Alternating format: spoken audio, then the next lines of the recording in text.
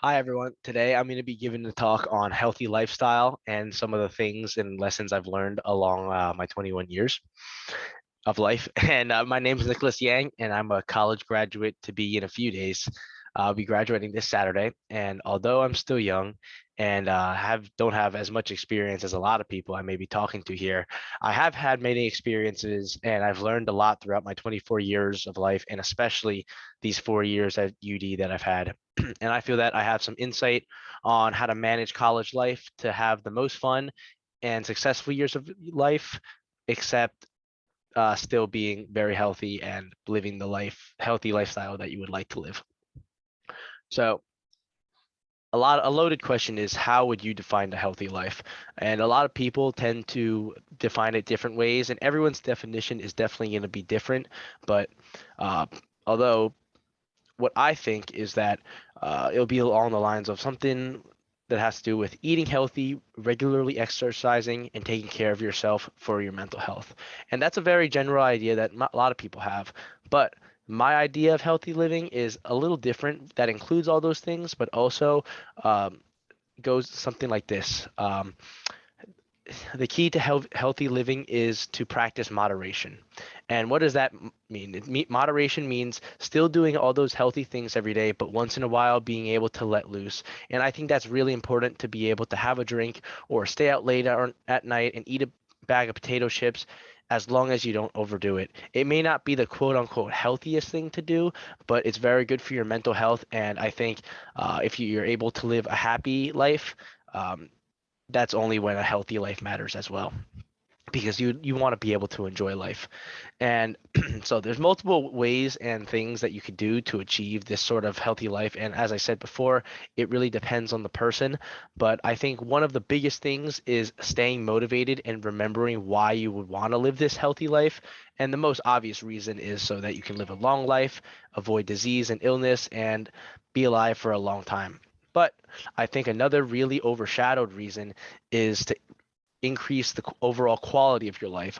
I think that being healthy and actively making these choices can make you happy and more content with your life, which is just as important as living a long life. Because if you're living a long life but you're not happy, what kind of life is that?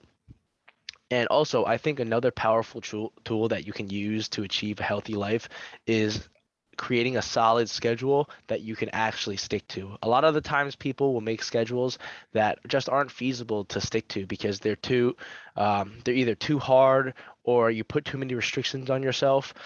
Getting into a routine that includes like healthy choices such as eating healthy food, exercise regimens, and meditating can lead to optimal health. But as long as you can stick to those things, that's definitely the best thing you could do for a healthy life, because no one is perfect and no one is going to make the healthiest choice every single day of their life, which is fine.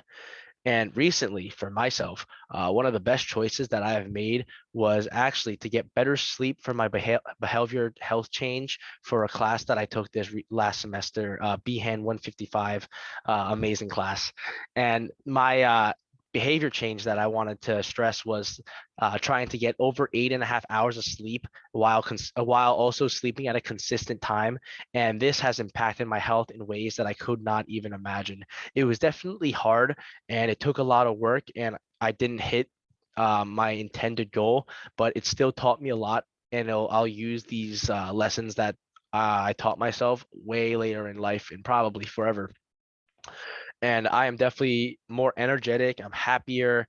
I'm definitely more productive because I can wake up earlier and get things done in the morning. And I think actively trying to change an aspect of your life can have a much greater impact than you think. At first, I was like, oh, I'm just going to start sleeping at a consistent time and not using my phone before bed. Small things like that, they really add up and can really have a profound impact on your life, whether you think it will or not. And so some of the hopes that I have for all people that are here right now, and even people that aren't here, are um, is that, like I said, living a healthy lifestyle is so important as long as you're practicing moderation and not overdoing it. And you only get one life and one body, so you have to take care of it since it's your only one. And I heard a really good analogy once from I think a family member was, imagine you have your dream car.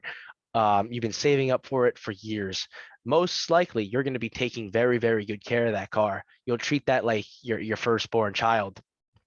But the thing is, you can probably get another car in your life, but your body, you only get one. So why wouldn't you treat it like your dream car? And I'd like to end off with a quote that I've already talked about before, and it'll definitely display some of the values I've been talking about in this talk. Was it's been uh, moderation is key, and I think it's a very good outlook to have and a great way to live, because no one is perfect and no one's going to be making the healthiest choices at all times. But as long as you can see that and make some quote unquote unhealthy choices that still make you happy, I think that still counts as living a healthy life. Thank you, everyone.